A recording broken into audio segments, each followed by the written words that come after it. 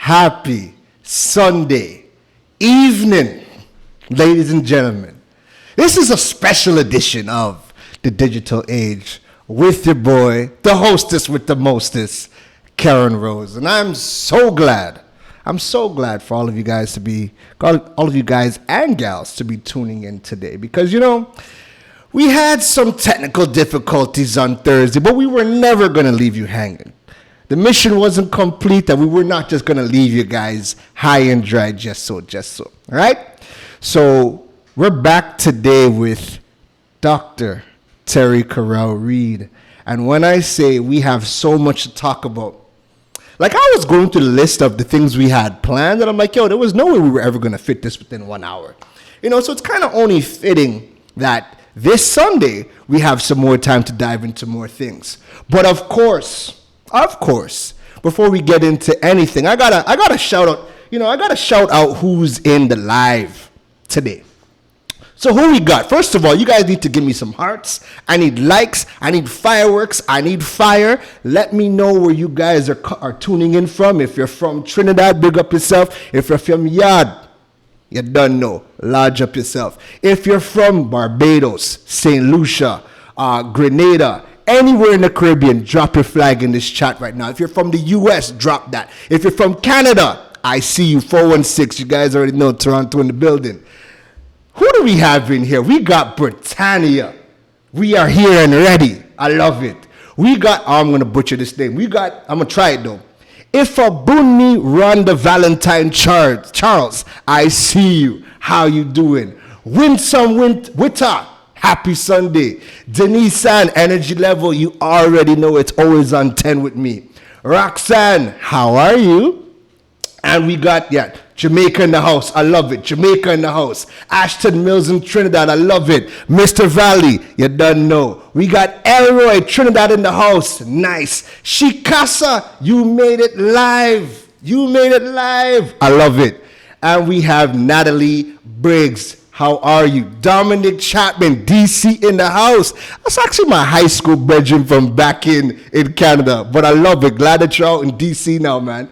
Jamaica Day, we say, listen, we have a lot of Jamaicans in the house. So as you guys come in, right, let me know where you guys are from. But you guys didn't come to see me here talk all day, right? You guys know who you guys came to see. And we have her here live and direct. Listen, this girl was in the hyperbolic time chamber meditating all day, just channeling that energy, waiting to come out for the digital age stage. Without further ado, let's bring forth one of my good friends, Dr. Terri-Karelle. Dr. Terri-Karelle. Hey, that was like what the is most this? hilarious introduction ever. Me hopping. Oh my goodness. Hi, Keron. This is Keron and Terry take 2. Good to be here. Hi to all the viewers. Big up to all the Jamaicans in the chat as well. Yes, the Jamaicans are large and in charge inside here. And you know what, man? Please go ahead. Check and make sure I'm not freezing up. Do I check? Make sure that they are cool and... Yo, you guys heard it. Let me know from now if you guys are hearing Terry good, if you guys are hearing me good. Once we are good, we're going to get started because, like I said, we have so much to talk about. Tonight's topic is all about social media for business, the unorthodox way, a.k.a. the Terri-Karelle way. No pressure. No pressure. No pressure. Yo, people are saying we are good to go. All right. So Cool. Terry, you already know when me and you get to talking, we just fire on all cylinders. Everything, we can have a plan to go one way, and then we just deviate and go take a right turn and go down the road of there, I hear come back. that. I hear that. So yo, I'm gonna keep it before go straight. I'm ahead. gonna keep it. No, so I'm gonna keep it straight though. We're gonna keep it, hopefully, on the road. We're gonna keep it focused. We're gonna try. All right. But even when we do deviate, there's still gems that people can pick up and implement, right? So Thank you. Thank you. before we get started, you already know we gotta drop the intro.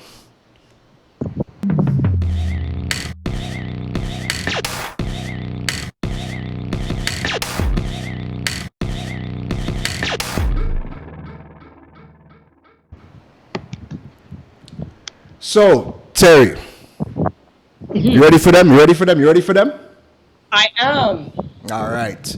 So, if this is your first time tuning into the live show, what we like to do, so we kind of give you a snippet, a preview of what the entire show is about, is we actually break it all down. We give you guys the agenda so you guys know what to expect. So, we gave you guys the introduction of Terry and who she is and what she has done and how she has skyrocketed and has become this global personality. We gave you guys that in the first episode, so we're going to skip that. You guys could always go back into the first take, hear all that good stuff. This episode, we're going to dive straight into terri-karelle's unorthodox way of social media, and we have 45 minutes to just chat. All right? And then 45 minutes, Terry, we do 2-3 hours and not blink. We just have to make sure that we got our juice. True. Last 15 minutes is going to be the Q&A. All right? So let us cue up the timer. Right? Where is my timer? Let's cue that up. We should be seeing that come on screen right now. Yes, we do. And let us get started. All right? Nice. So, Terry, let's dive right into it, right? Let's dive right into it. One of the things that you and I talk about a lot, and I think you are one of the best people to really break this topic down, is building our credibility as a personality and a brand through storytelling and documenting. Talk to us about the art of storytelling and documenting and why that's so important for brands to be telling their stories. And if you aren't, well, this is part of the second half, so we'll bring that in after. But the second half would be, if you're a personality, maybe you're not terri-karelle status yet, but you're trying to get to terri-karelle status. The power of documenting. Right. So I'll tell you. let's dive into that. Let's dive into that. Yeah, man, those are very good questions. I think the whole reason why social media became so amazing for persons is because it allowed us to get away from that narrative. Brands that give us nice, shiny things and they say buy it, and then we kind of go, okay. Social media gave you a very nice, authentic and transparent way of dialoguing.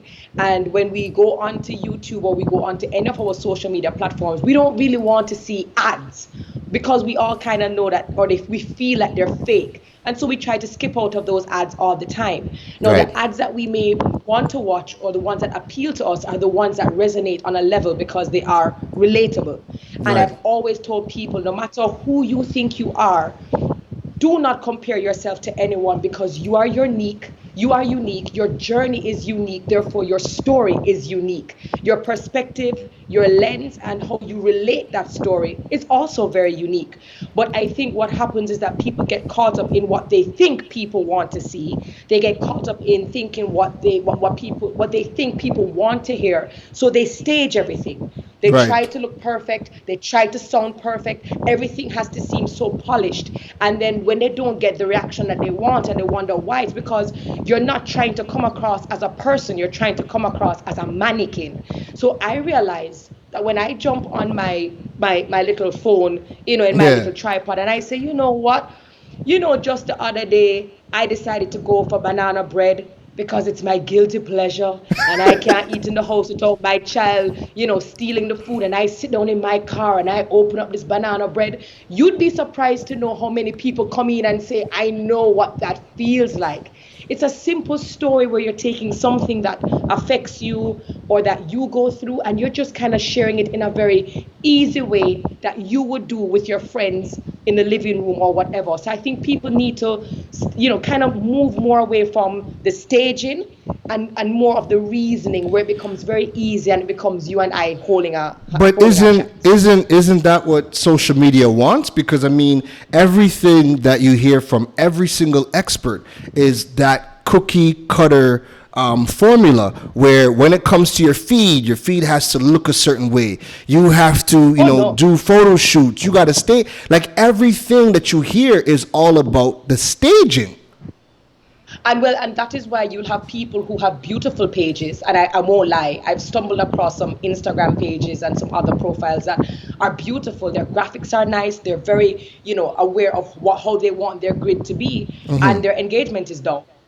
Why is your engagement down? You have such a beautiful page, like your engagement should be up. But sometimes I think we put a lot of emphasis on the tools and things being pretty and things again looking perfect, that we completely miss out on the connection. And without the connection, no matter how pretty your page is, no matter how shiny and pretty your product or your service is, if you are not getting down to the nitty gritty, which is just meeting people where they are and saying you're welcome, people are going to admire your page and they're going to go elsewhere. And that's something that I've experienced. And you know what? And the crazy thing is, right, is what is the essence of business? The essence of business is to solve a problem, right?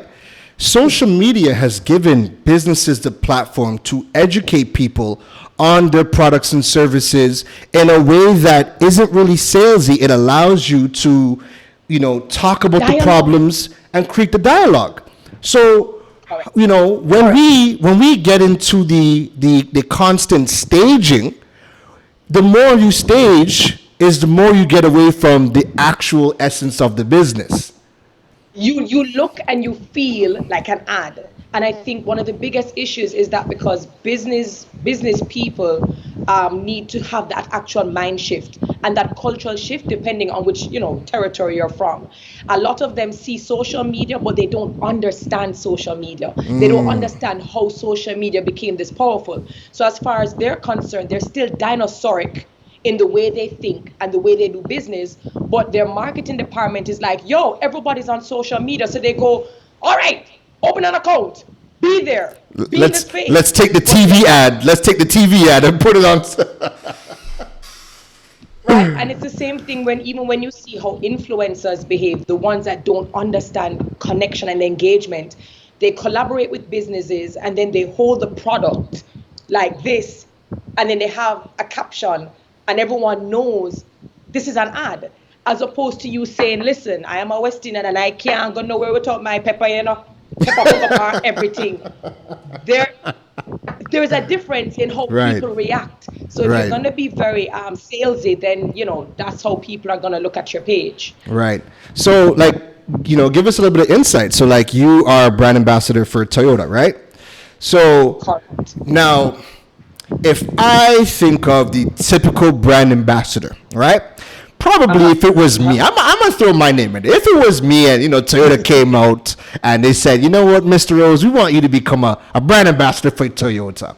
You might see a bunch of pictures with me sprawl out on the car, flexing my muscles on the car, shining tires and all kind of madness. But with you, we don't see none of that. So, break it down. Like, you have this brand ambassadorship. How do you treat and how do you create content to not look like an ad and feel salesy when you're working with Toyota? Right, and for anyone who is getting into influencer marketing, I always tell people I don't do influencer marketing. I don't offer it as a service. But if you realize that you're now building a community, and so you find that a lot of businesses are coming to you because they're attracted to you and your audience, you have to kind of understand who you are, what you're about, and how you're going to align. If you are not careful, brands that don't get it, they will dominate over your page. They will want branded photos, branded videos, branded shirts, branded caps. and it gets very gaudy, in my opinion. It gets very distasteful. The beautiful thing about this relationship from the get-go is that Toyota Jamaica is all about minimalistic marketing. They are not aggressive. They're just not that type of brand. And when they came to me because they realized not only did I have the audience they were attracted to, but I am a Toyota driver. Right. I drove a Toyota Yaris, I drove a Toyota Crown, and that also goes back to building a credible brand, because you asked that question earlier. I was not selling a car or a brand that I did not love and I did not use. And so this is where our relationship is very important. So they're asking me to represent a brand that I already talk about, I already use, and I already love. Right. When you do that, it is easier for me to say what I say about Toyota without them giving me a script. They have never told me what to type, what my caption should be, what the execution would be, because then you take away the very attraction and the appeal that I have. Right. You like me because of how I engage my audience. So I find it weird when businesses want your influence, they want your audience, but then they're going to tell you, you need to put up a picture every minute. That's not how we operate. So Toyota says, we're launching this new vehicle. And I look at it and I go, all right. And I automatically You could see yourself in the it. things that I love. Right. I look at the things that I love, not what I'm trying to sell to people, but, oh, I like this because of this, but yo, can this baby move? Right. Can she go? All right, we need to take her on a road trip. Everything that happens around that road trip is how I would normally behave with my friends on a road trip. Shout out to Garfield. So I'm not saying, look at the speedometer, look at this car, look at this engine go. That's not me. And so I find that when they've allowed me to do my own antics, by the time we're finished doing our execution, everyone's talking about the vehicle. It's like a show, it's a movie. And that is how you engage your audience. It's a movie that you're taking them through the story. Right. So before we get into documenting, right? What I want to wrap up on with respects to, I guess, quote unquote, influencer marketing and storytelling for brands is, we have people who see you, they see you working with brands, they see me working with brands. What are some tips you can give people to build their profile and build their business to actually attract other brands to want to work with them in their plans? Well, I think first of all, whatever they're posting, they need to be very clear about what they are, who they are, what they value, and what they're all about.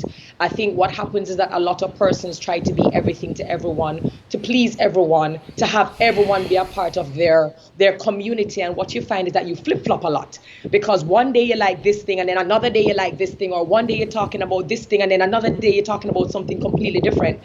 What happens is that that's inconsistency, that's brand confusion, that's brand disharmony. So when brands come to you, it's because when they've looked at your page, and I had a conversation just this morning with a market manager who's trying to collaborate. What he said to me was, I've watched you for years. He said, I've followed you for years across all your platforms. And he said, you have maintained your consistency, your authenticity, your integrity, and your credibility. And that is the kind of person we want to collaborate with. That's the person we want to align with. And that's the kind of audience who you attract that we would want to get in front of. Wow. So you can't be a flip-flopper. You can't be a flip-flopper. Right. Take your stance. You have to. You have to take your stand. And then when they come to you now, you can't be too quick to jump in bed because the brand is a big brand. Regardless of the size of the brand, you have to now look at that brand and ask, is that brand a potential liability to yours? Right. You have to treat your brand as if it's the biggest thing out the road. Because some people feel because their brand is small or upcoming that those big brands have more to offer you. And what you need to start looking at yourself and saying is, if this brand is coming to you, it's because you have value. Yes. So you need to be very discerning. Be very discerning. You might turn down a brand now and you may think, oh my gosh, how could I? But the better brand is coming if you stay the course. So be discerning as well. Agreed. And the one thing I will add to that is, if you are a subject matter expert in your space, Make your opinions known. Build your platform. Have your blog. Have your website. Have your YouTube channel. Show your expertise in the field, because many of these brands, especially Caribbean wide, a lot of them are not creating the content. Heck, half them, I shouldn't even say half, 90% of the brands in the Caribbean are outsourcing marketing anyway. So they're not going to be the ones creating the content. So and they're always looking for who is an expert in their space to partner with, because listen, it doesn't matter the industry. Everybody has a message to tell and a story to tell right now. And if you can be that and do that for your space, the brands are going to come as well. So, and Terri, you have to respect your audience. I mean, I know that you're going off, but I think you also have to respect your audience. You know, people know that I'm extremely protective of my audience, meaning not all brands will have access to my audience. My audience and the members of my online community, they're my family. You understand? And so everything that I put in front of them has to be something that I believe in, that I've used, I've tried, I've tested. And I think what happens is that when some influencers give brands just free reign and just free access, it destroys everything. Your audience trust you? Yes. How does your audience trust you, and how do they now know whether you have the ability to, is it that you're just taking money, or is it that you really want to put something of value in front of your audience? So that you have to respect your audience as well. Correct. Moving on from that, right? I want to get into the documenting side, right? So one of the most powerful, if not most powerful forms of content is the documentation of your process, right? So, kind of break down for us, if we are people, we're just starting out. Nobody knows us. I got 50 followers, 100 followers, 500 followers. What type of content should we be putting out? And is documenting something to do? Oh, absolutely. And first of all, for anyone who might be in the, your viewers who might be saying, boy, I only have 10 followers, I only have 50 followers. It's not like these people who have 500,000. Don't worry about it. Stick to it. My first post had like 15 likes, and I have not taken down any photo that I posted. So if people scroll down my page, they'll actually see my very first post, which had like 15 likes. I had like maybe 20 followers, and I didn't worry about the followers. I was more concerned and focused on my journey. And when you focus on your journey and your documentation, then the audience comes. So I think people should stop focusing on the numbers and start to focus on the documentation part. So what I realized with us, especially us West Indians, we go a party, or you see us getting ready for go a party and a dance, and we will document, watch the ride. We will document our outfits. We will show you that we got our nails done. We will show you the bashment hairstyle, and we'll show you how we're going to go and pick up our girls, and we will go to this party, and we will film, and we will say this is the boss party, and we will document that entire thing. But then when we ask you to document your work or your other interests, people go, I don't know how to do that. And you're like, but wait, you documented your entire night last night with the girls. That in fact is documenting. Do not confuse documenting with creating content. We're not saying you need a big team with videographer, photographer, social media manager in order to help you document. Sometimes all it is if you are a business who makes skincare and you're doing it in your kitchen because you're a small entrepreneur and that's where you do it. Get a little tripod, $20. Put on your little phone and video and say, boy, guys, this is where it starts. This is where the magic happens. It starts in the kitchen. Very authentic. People are going to be like, whoa, if you can start it in your kitchen, then I can. Documenting does not have to be perfect. It doesn't have to be edited. But it just means that you're catching beautiful moments that can resonate with your audience. So I have two theories for you about documentation, right? And I'm going to throw it out to you because I really want to know your thoughts. So, all right. You just finished saying that, people can hit the club, document that. When it comes to showing their work, they don't document that. They don't know, all of a sudden they don't know how to document, right? One theory is people don't want to give up their secret sauce, right? So before you say anything, people don't want to give up their secret sauce, right? And I want your thoughts on that. And the second thing is, people are ashamed to be seen starting from zero. Take it away. Let me know what you think. Let me know what you think. What Let I me know think what you is think. boo. What I think is boo. I think okay. So first of all, I think again, I always tell people that there is uniqueness in their story. There's power in your story, and one of the things that has helped to catapult me as a brand is the fact that I've shared my story. I've shared my story of having a dream, wanting a dream, going for that dream, failing at that dream. Because of accreditation issues and how I've had to start at the bottom of the rung and to work my way up. There's absolutely nothing embarrassing about it. In fact, if you look at all of the autobiographies and all of the greatest icons that we look up to and that we use as reference, all of them shared their journey of starting at the bottom. And I think when you take your audience along that journey and they see you bloom and blossom, they appreciate you even more because they understand that you were being honest. You never gave them a 6 for a 9. You never got up and say, yeah, I just me. I woke up like this. They appreciate that you gave them the challenges, you gave them the struggles, and so now you help them to manage their expectations. So I think by sharing your struggles and your challenges and how you overcome them, you actually help to empower yourself and others much more than just saying, I have arrived. $2 billion business. Come on. Who does that? Like, why would you even want to do that? Like that, please stop. We don't become the CEO overnight. We started sometimes as the mailmen. We started sometimes as interns, and we have to work our way up there. And audience appreciate when you are honest about your journey. Secondly, the secret sauce. All right. If you have a particular skincare, ain't nobody telling you that you have to, tell people the ingredients or the proportions. We are saying you need to come up very creatively, use your creativity to highlight certain aspects of the process of your journey. Right. That means that you have to be selective in what you put out there without seeming too aloof or without seeming too unrealistic. Right. However, I go as far as to say this: you are an original. You are not a carbon copy. Right. You have to start looking at yourself like that. I am a host. There are many hosts in Jamaica. I have a lot of upcoming hosts, people who never thought of being event hosts until they said, Terry, you make me want to. Yeah. And I have shown people in my blogs how I process, everything, how I go through, how I research. And I have been very open with people who've asked me, what are the tips and the tricks? I am terri-karelle. There is only one terri-karelle.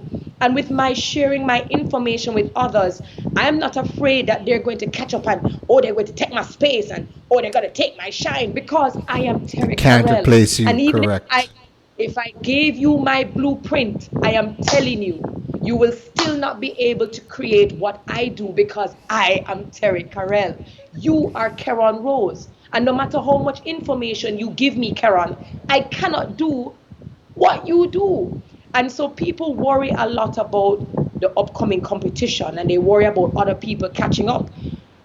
I don't get it. That's a scarcity mindset that I will never understand. Yes. I deal with abundance. I help you, I get better. I share my knowledge, I get better.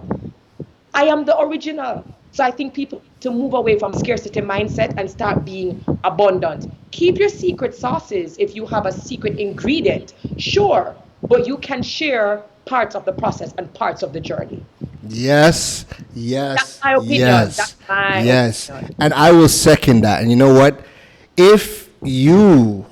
I seen a quote the other day where it was, if you are afraid to show everybody everything of your business, it means you're not good enough and you yourself are insecure in your own business. And I'm sure, yes, yes, I'm sure you, Terry, because I know me, I have no problem showing anybody on my IG stories like everything that I do, because at the end of the day, you will never do how I'm doing it. Never. Somebody said it in the comments. You can have two bakers using the same proportions, same portions, same ingredients. But why your banana bread dry and mine moist? Come on now. That is exactly it. That's exactly it, you know? So, I am me, you are you. so, you know, even kind of piggybacking off of that and segueing a bit, the one of the things that documenting your process has allowed for you to do, right? Because on social media, gurus are popping up all over the place, right? Everybody is a guru. Everybody is a coach. It's so bad that I don't even want to put down that I coach people because I'm like, I just have a disdain for the word coaching now, right? Social media has allowed for you to watch a YouTube video, read a blog, take a quick course, and all of a sudden you're this big expert on social media. And Canva has allowed you to show up like you are this professional person big in the business, right? One of the things, and I want your thoughts on it, how does documenting your process help you fight the outlook or the public perception of, yo, this person now reach, who is this person?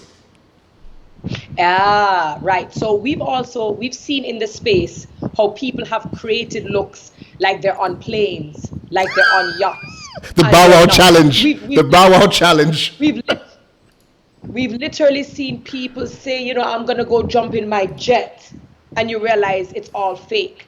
And that is something that you use. It's a social proof, and social proof isn't just you standing up by a jet, but when you document your process, people can say, yes, she started here.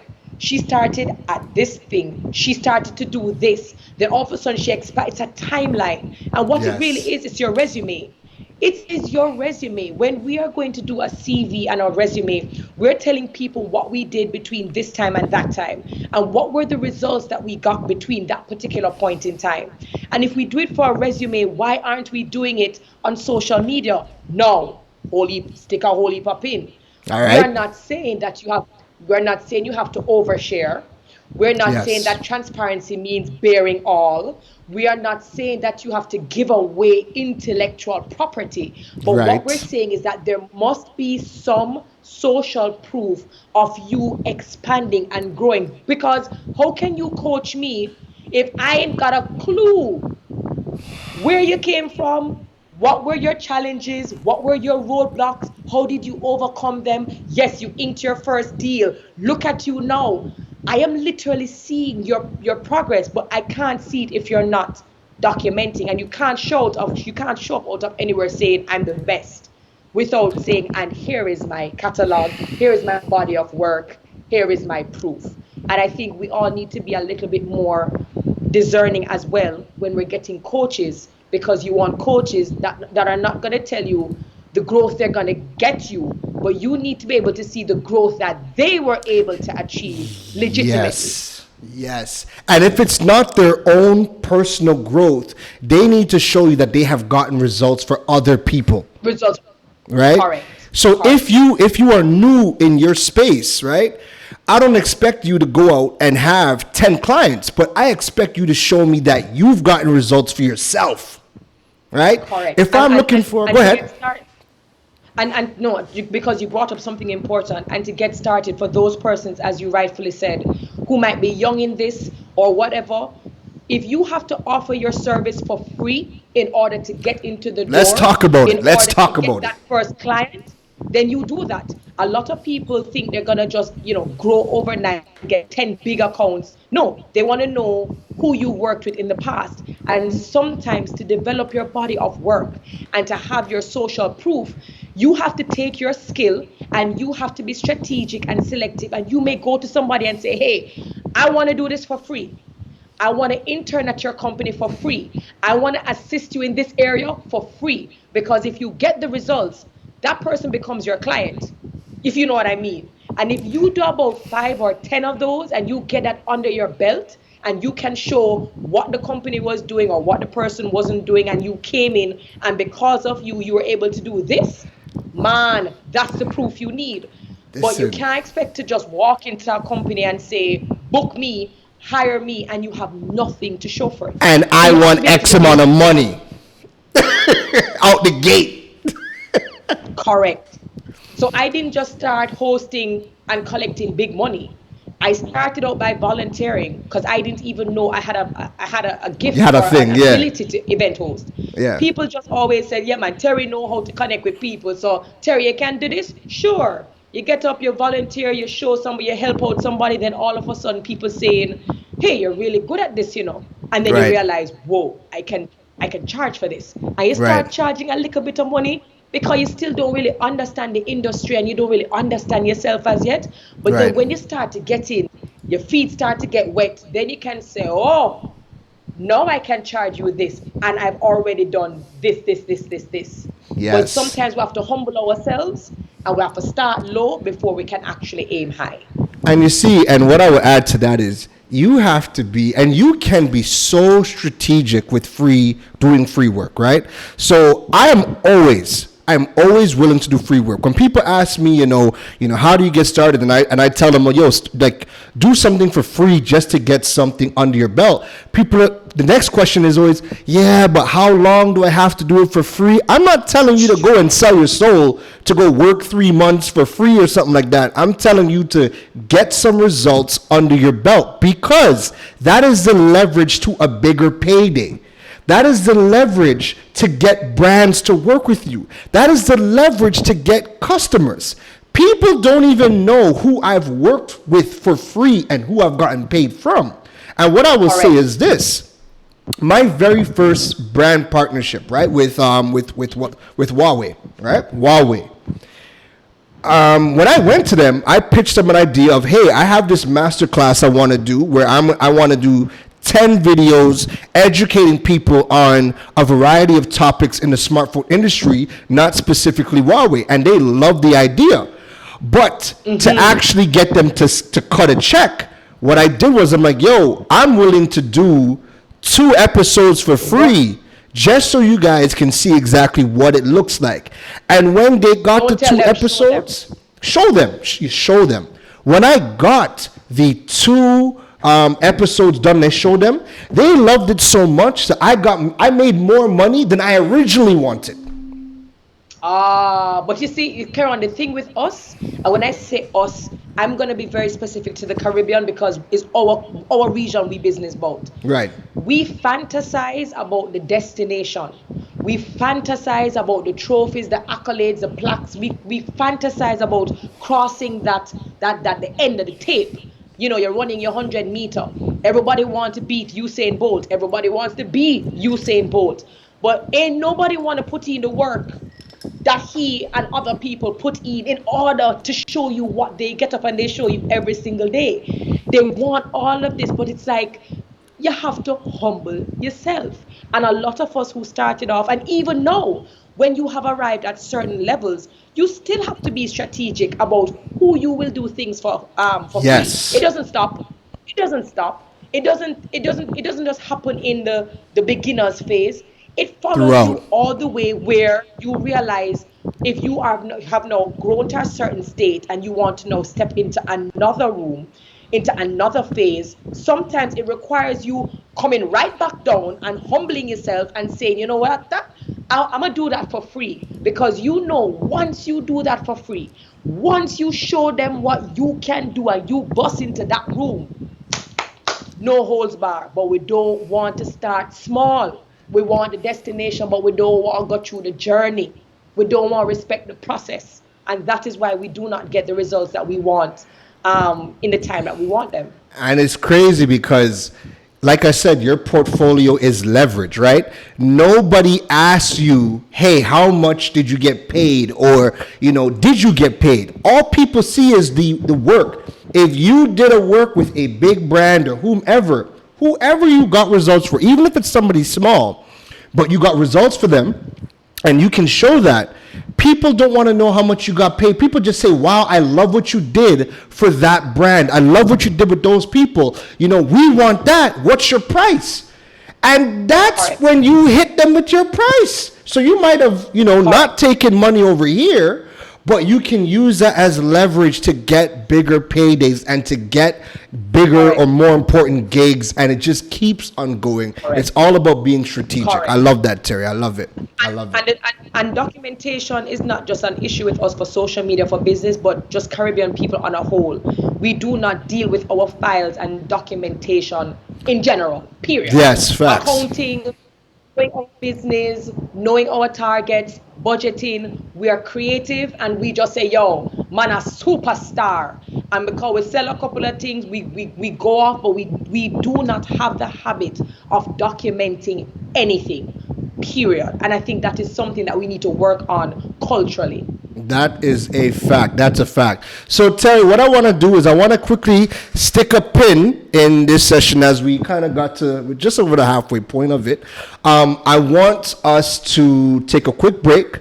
I need to shout out the sponsors because at the end of the day, your boy got to pay some bills. That's true. Your boy got to pay some bills, you know? So I want to give a quick shout out to my sponsors, Buzz Media, Flow, and Eastern Credit Union. We're going to take a quick minute break. You know, get some water. Make sure your pens and papers are ready because as we come back, terri-karelle has more gems to drop. All right? All right. So we'll be back in a minute. Stay connected and entertained with broadband bundles designed for you. With Flow starter and advanced plans, you can enjoy faster speeds to stream more of what you love. Get free access to the best shows, series, and movies with HBO Go. And connectivity on the go with free Flow Wi-Fi. Packages start from as low as $295 and no contract required. Visit discoverflow.co to sign up today. Flow, keeping you connected. Sharing your goals, helping you find your place in the world. Eastern gratitude, God's holding your hand, leading the way, here for your needs, making sure that you succeed. Eastern's lending a hand, Eastern together, we're leading the way. Eastern Credit Union. All right. So I hope you guys got a little refreshment. I hope you guys took a little minute to do your stretches, you know, get back in the zone because listen to me. We have more things to cover with Terry. Terry can't just come on the digital age and come through and then bust out one time. Nah. She had to drop some gems. She had to relax. Yeah, Let man, me I got know. you.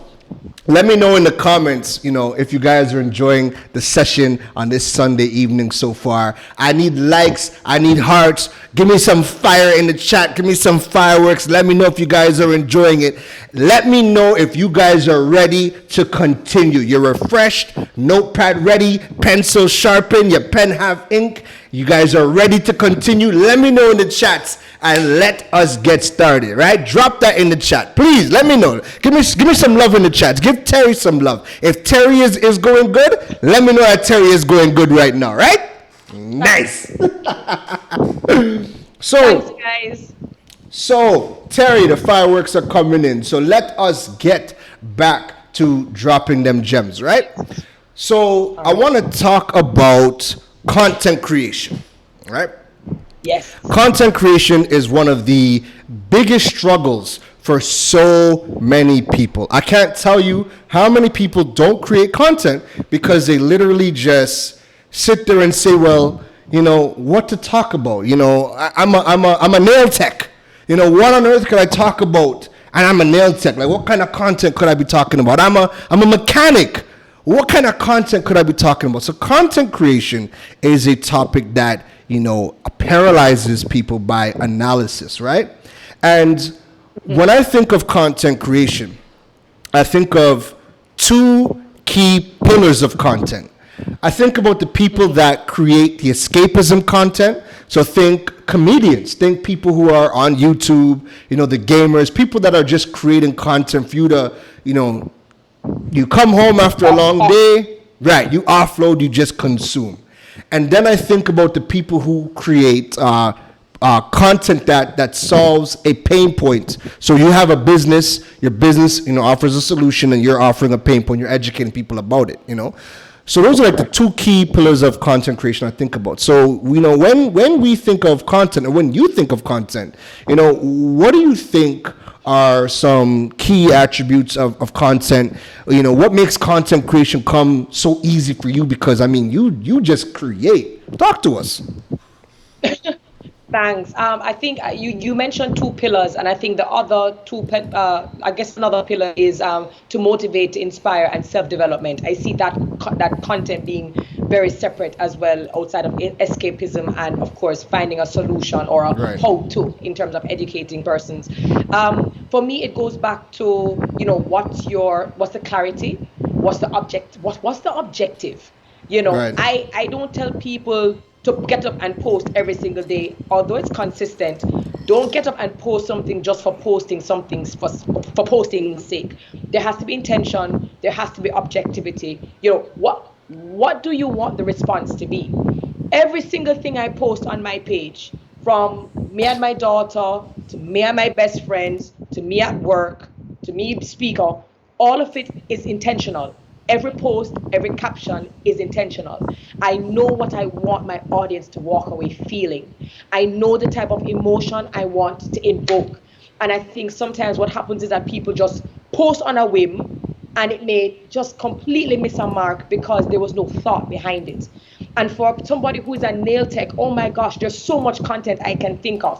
Because apart from just being a nail tech, people want to know how to care for their nails. What should I put on my nails? How often should I do my nails? Should I rest my nails? One of the biggest things that we do besides overthinking is that we underestimate the amount of wealth of knowledge we have. We underestimate how much we know. And so what happens is that we think everybody knows this stuff. I don't have to talk about this stuff. And you'd be surprised to know that if you actually post about it and you share something, you'd be surprised to know how many people you help.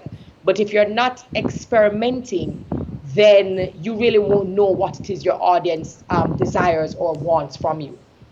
What do you think has a bigger impact? Do you think content that creates escapism has a bigger impact, or do you think content that solves a pain point for people has a bigger impact?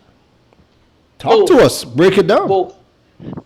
And the reason why I say that is because, one, you want to be relevant, right? Mm-hmm. You don't want to be somebody who has recognized a pain point, you're trying to find a solution, and then all of a sudden you have a comedic skit and have your audience going, what is this? You don't want to ever choose two things that can't be interrelated. I would find a meme and I would find a comedic skit that goes back to the pain point that I'm trying to solve. Right. It's a part of being funny, but a part of being functional. Right. What I've done is I create content that helps people to develop themselves in different spaces and phases. That's something that people come to my page for. I'm also a lunatic. I laugh at myself. I don't take things seriously, and I share that in comedy. And so people say they feel light when they come to my page. They feel like they can just come, enjoy themselves, and come off. But then I also use my page to display the things that I'm actually good at. Right. Your business needs somebody to communicate a certain thing. I will have to display that. So for me, it is understanding your audience, understanding your skill set, and then understanding how you can meet them across these different areas while still being core you. Yes. So one of the things that's I'm always back and forth between escapism content and pain point content. Now, this is where I'm back and forth on, right? When I think of escapism, I think of comedy relief. I get a high, I laugh my tail off, I'm good. You ask me what a comedian said 2 days later, I have no idea.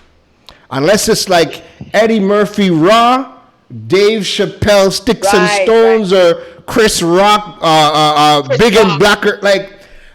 Unless it's like on some serious heights like that, I almost never forget. A meme comes, it goes, I don't forget. But the thing with pain point content, what I mean by pain point content is solving a problem with your content is that it lasts longer. There are people that will, you won't, like most people won't bookmark a comedian's page because, I mean, you laugh today, it's not important 2 days later, but you have people that are solving real, it's evergreen content. It's evergreen content. That is, I think when people are going to look at content, because I think they need to look at their content the way they look at their business. You want to keep the persons who are there, you want to retain them, but you always want to invite more people to come along for the journey. And the only way you can do that is if you consistently assist them in whatever area you assist them with. But you have to create evergreen content. And evergreen content is simply this. It's content that has relevance no matter the age, phase, success level that anyone is at. So a lot of my sit-down chats to camera is evergreen content. That if I don't even post another video, those videos keep on getting more views and more traction and more shareability because it has relevance regardless, because it's about confidence. People always want to figure out how to overcome, lack of confidence. It is how do we overcome obstacles. Those are topics and content that people will always be searching for to the end of time. And so I think even if you're going to do something trendy or something that needs to be known now, you also need to strategically put in content that people will always want to interact with. What happened with your brand during COVID? I remember you were letting me know that during COVID time, with respect to your content, I'm gonna let you tell the story. But what happened with you, your brand, and your content during the time of COVID? Right, so it's insane. So in COVID time, I got really quiet because one, I think that social media got really loud. Like there was just so much noise, so much activity. Everyone was selling a product, 300 people going live. It was just a lot. And I think at that point it was just a lot. I was overwhelmed by it. I don't know if some of your audience, your members were also overwhelmed. Yeah. And for me, it was just a time to be still. So I kind of took myself out of the space to even try to figure out how I was going to manage this whole COVID thing from a brand perspective and from a financial perspective. Right. So I was posting less than maybe 10% of what I normally post. Right. What happened is that my pages were still growing. 2,000, 3,000. Where are these people coming from? I'm not posting any new content. On LinkedIn, my page grew, I think, by 1,500 followers. LinkedIn, I haven't posted anything. I'm not selling anything. Where are these people coming from? What happened was COVID happened. More people came online and more people were finding content. They were finding my content that I posted 6 months ago, 3 months ago, and they were now sharing it with their network or sharing it with their friends. And so that was attracting people to my page, even though I was not posting as often or posting in real time. Right. So I think, again, we have to be very smart about how we position our brand and making sure that even when people come to our brand, when we're not posting, there is still value that they can take away when they stumble upon your page. Right. And that's the thing, right? If you're creating content that is trendy, that relies on the entanglement jokes of the world, after 2 days, I am detangled. I am no longer entangled. I'm good. Everybody's back to work. Everybody's back to work. I'm good like that. So when your content relies on being trendy, unless it's so much more work. Because you have to be trendy all the time, right? All the time. And creative content. And creative all the time, right? The comedians have a saying, you're only as good as your last joke. So it's easy to be forgotten about with respects to certain aspects of escapism content and trendy content. But when your content is evergreen and you're using your business to solve problems for people and your content becomes evergreen, even if a new solution to the problem that your content solved comes out, where you're still going to be talked about is people are still going to say, you know what? You still have to understand the history of how we solved this problem. So back in 2010, this is how we did it. In 2015, Terry did something, and this is how we were solving it then. And in 2020, somebody else came, but it built upon what Terry had. Like, your content will always be talked about when you are creating content, evergreen content. And there are just two more things that I think we don't do very well. We do not repurpose our content. So we think because talk about it. Content like, talk about it. You know how Caribbean people stay where them buy an outfit, and because them wear the outfit and because them photograph in the outfit, them say them can't repeat the outfit. Right. I want your viewers to tell me if they don't know that is how West Indians are. But don't wear it so me can't wear it again. Right. We treat our content like that as well, where we post really good content and we feel like because we post it already and people see it already, it dead. And it's like, no, remember, you're always trying to bring in new people. When people hit your page, they're seeing you for the very first time. So it doesn't matter how many people know your story, you need to be able to repurpose that content. That photo that you took, bring that photo back, maybe with a different caption, maybe with a different meaning. We need to figure out how to repurpose, because that also helps us to not have to sit down to create content all the time. Correct. We have the content there. The question is, are we just posting and leaving it, or are we figuring out, all right, now is the time for me to repost that video I did a year ago that spoke to obstacles because we're in COVID, and this would be something that people might want to hear. It doesn't matter if it was posted 6 months ago. So I think we need to figure out how to repurpose our content. And I think number two, we need to know how to respect our page and our audience. So again, it means even if something is trending like entanglement, and this is something I stick to. You are the one who brought up the entanglement word. Yeah. There's so many things that happen every single day around us, and you have to determine and you have to decide whether you want your brand to get caught up in everything. Right. Whether it is joke, whether it is a social issue, whether it is a justice issue. Be very careful, because all of those things become attached to your brand. So I am very careful with what I get involved with in terms of a trend.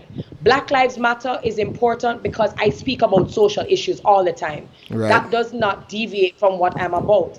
But if I go put on something like entanglement or mix up or gossip or cascas, and I invite people into this, people are now invited into that space thinking that this is what my brand is about. But then when they start looking through, they're going to realize, but this is just very random. It's the odd one out. It does not fit. So I think people also need to look at what's happening in the space. And even though everyone's reposting, you have to go, is this something that my brand would really get caught up in? No. So you're not going to come to my page and see entanglement and meme or whatever, because I am mindful that every time a new person hits my page in that first 6 grids, those first 6 squares, they need to know what I am all about. Period. Facts. And you know what? That's a perfect segue to something we've been wanting to dive into. But before we get into that, what I want to let people know is I was trying to keep this not a tech savvy conversation, because Terry don't even use tech like that. Terry just out here just posting creative stuff in her brand and killing it, right? But there is a tool called Smarter Q. The tool is called Smarter Q. And what Smarter Q acts like a content planner and a content scheduler. But one of the biggest differences with Smarter Q is it operates in buckets. So you can actually create like a motivational bucket, a business bucket, a evergreen funnel bucket. And when you're creating your content, you would put all of your content in your bucket, right? And Smarter Q will automatically repost your evergreen content when you have, depending on whatever you set it as. So you don't even have to think, wait a minute, I had a blog from a year ago. Where is that blog? Let me go ahead and try to put it in now. Let me go find it. Because remember, you're fighting algorithms. If you're not spending money and using the tech and and trying to milk each platform by how they work, you're fighting algorithms. So even when you post it, even if you get 100 likes, you still have 1 billion people who didn't see it. right? So you have to have a smarter queue. You have to have a repurposing strategy with your content, right? So the segue I want to get into is because you brought up a very good point, right? When you get into trendy content and people land on your page and they're like, oh, okay, this girl is on jokes, she's on memes, she's on kicks. I like kicks. Let me follow her. And then yeah. And then you scroll through the rest, you're like, wait a minute, what's all this motivational nonsense? I ain't here to be motivated. I'm here for the kicks. I was deceived. Correct. So when you're creating your content for your brand, you have to take a stance, a very firm stance on what you create, what you put out there, and what you partake in. Terry, when you are posting your content, because you're known to lick shots, you're known to be very outspoken, what goes through your mind when you're deciding, okay, something has come out, should I talk about this? Should I post on this? Should I speak out against a minister, a government, a brand? What goes through your mind when you are taking a firm stance on social media? You're so funny for saying speaking out against a minister. I see you, you shady little bastard. Okay, so I'm known for entanglements. Right? Here's where it gets very tricky, right? Because people say that you're to be authentic, that you're to understand what your core values are, and that you're supposed to share that with your audience, because then you create the perfect niche based on similar values. Mm-hmm. There's a little kink though that a lot of people don't tell you about, and that is that sometimes you're required to take a stance. Mm-hmm. Some people are like, no, I have a product and I have a service, and I don't get involved in political issues, sexual orientation issues, social issues, justice issues, because I'm just here to sell a product. Mm-hmm. And what I would say is I understand, and back in the day it was very easy for us to separate brands, products, services from issues. Mm-hmm. Now your customers, your audience members are very, very different. They want to support you, they want to buy your product, but they also want to know what is Terry's view on transgender. What is her view about black people? And it's slower here in the Caribbean, but if we look at how it's trickling down, we see how people are being very mindful of how they spend money and who they choose to spend their money with.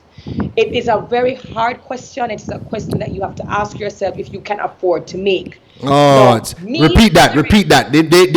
You can't just gloss over that. I need you to repeat that. You have to make a very conscious decision to determine whether you can afford to come out and speak on issues or whether you can afford not to. Yo, listen. You get a blowhole. Oh, Lord. You get one of them. Go ahead, Terry. Go ahead. Take it to it. So here's the thing. Event hosting, speaking, TV hosting, those are things that I do as a professional. Those are things that I am paid for. Right. But if people who know me and my audience, my Insta family who know me, they will tell you that when it comes to domestic issues, domestic violence, sexual violence against women and children, they will tell you that I'm an advocate or an activist. I make it very clear that there are triggers for me that I will stand up and I will speak out about at any point in time. Right. And as you get higher, there will come a time when things that are happening in the space go against your values. Right. So my question is, how do you have a bio saying that you are for empowerment of women, or you put on empowerment brunches, or you say you inspire women and children, but then a social issue comes up in the space that compromises the human rights of children and women, and you silence? How are you going to do that? How are you going to do that? So for me, you have to understand that I'm always going to operate based on what I believe in. So if a minister comes out and in parliament says something very, very, very distasteful, about women and children, I am going to come out and speak about it. Right. Will I lose business? Possibly. Maybe his arm or the government will not hire terri-karelle because maybe terri-karelle is a little bit too vocal. Right. But I can afford to make that mistake. I can afford to make that statement because I feel better standing up for what I believe in, reinforcing to my audience that this is something that I believe in. And if it means losing business and money from people who are not in line with what I believe in, go.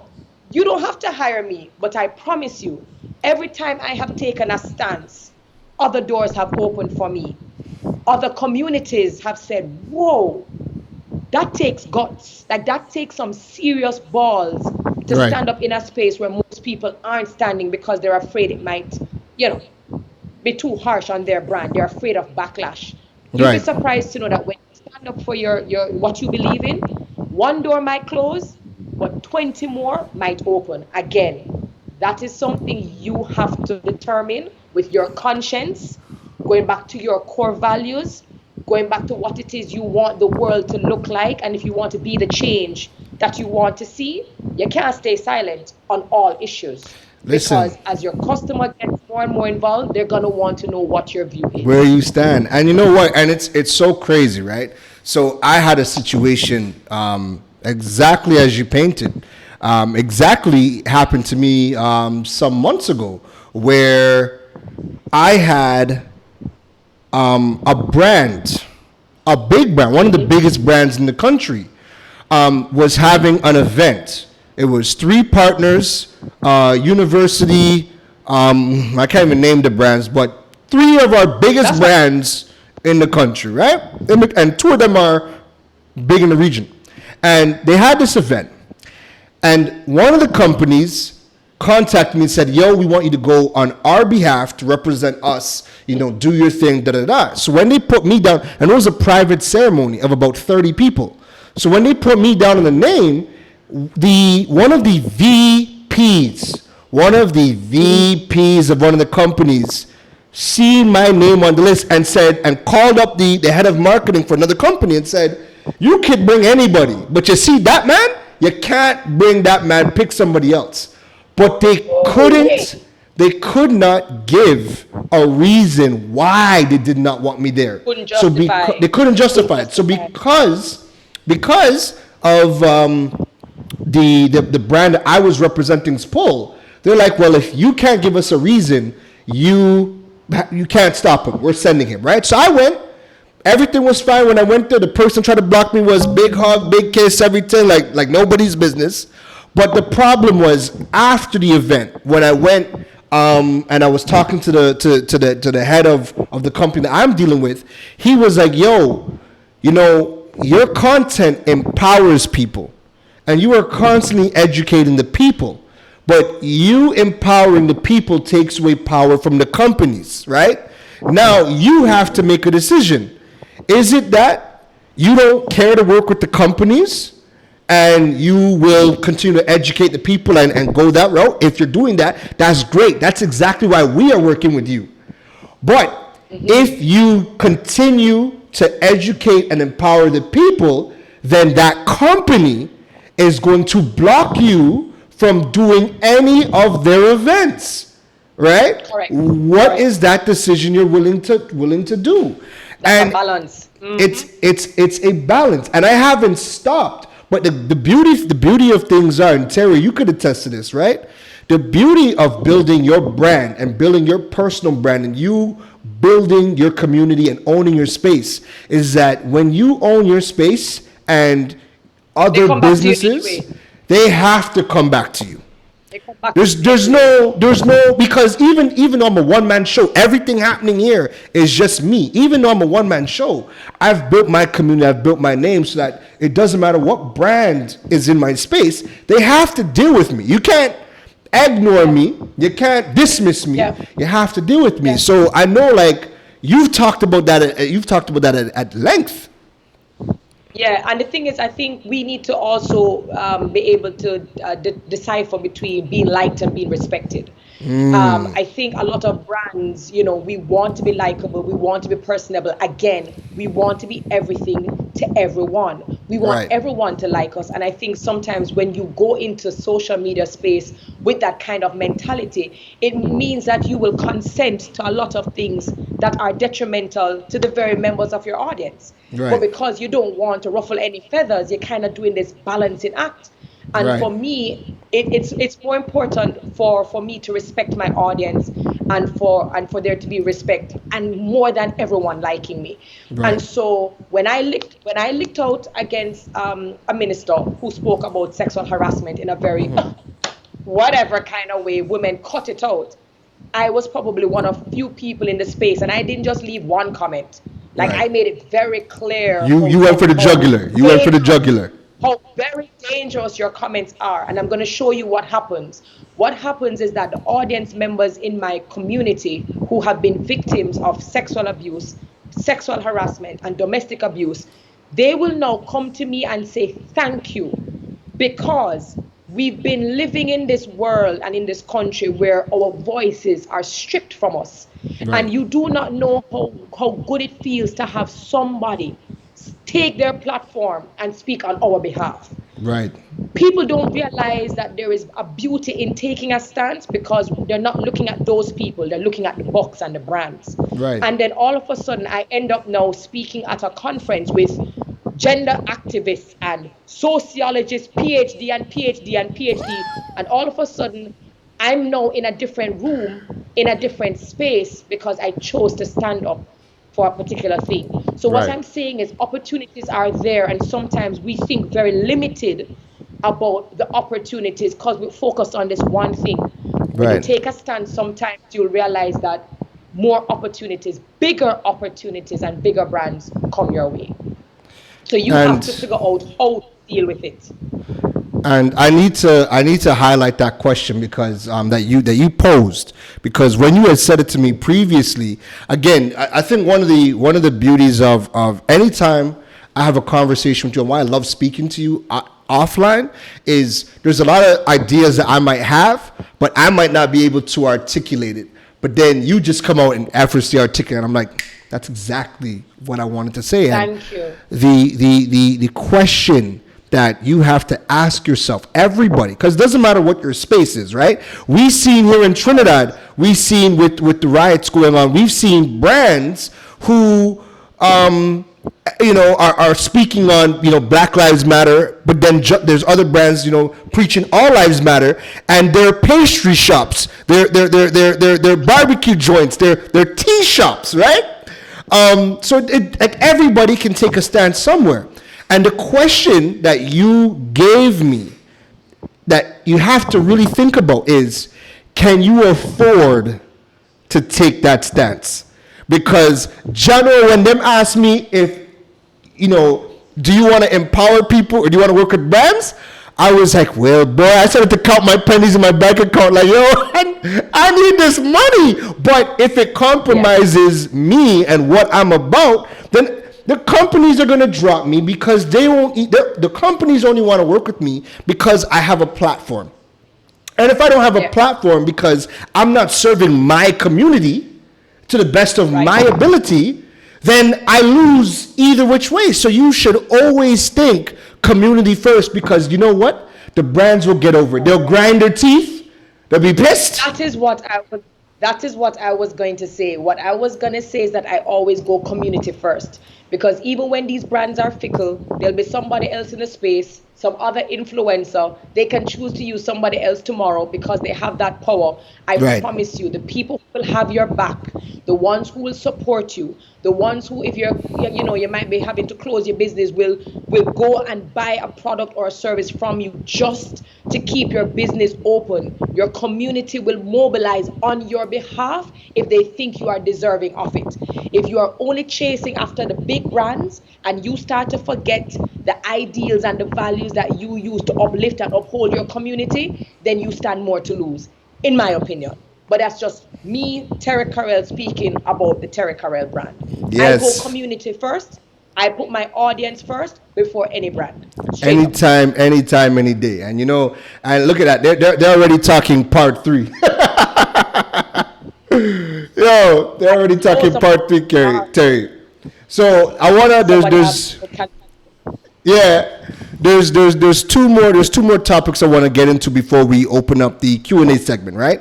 So what I want you guys is, I see some of you guys dropping the questions. I won't get into the questions until the Q&A section. So I'll try to find those questions again to ask it during that segment. But when we break for the Q&A, I want you guys to drop all of your questions there so we can fill it up in that segment. All right. So moving on from that, Terry, right? One of the issues that people have is showing up, right? And one of the key issues oh God, don't say that. One of the key issues that people have with showing up is, especially, I noticed it more when I moved to the Caribbean, is you have an idea, right? So I have an idea. I'm going to make these brand new style of cookies. It's going to be vegan cookies, first to market. Caribbean people don't care about no vegan food. I'm coming with vegan. And then all of a sudden, somebody had the nerve, the gall, the audacity to jump out them whole self and drop vegan cookies. But I was the one that said I wanted to do vegan cookies. And all of a sudden now, I don't want to start this business, or I start this business, angry, upset, outraged, because somebody else dropped this thing first. So, why in the Caribbean do we get so defeated when we see one person, do something similar or in our space, and we thought it was the first?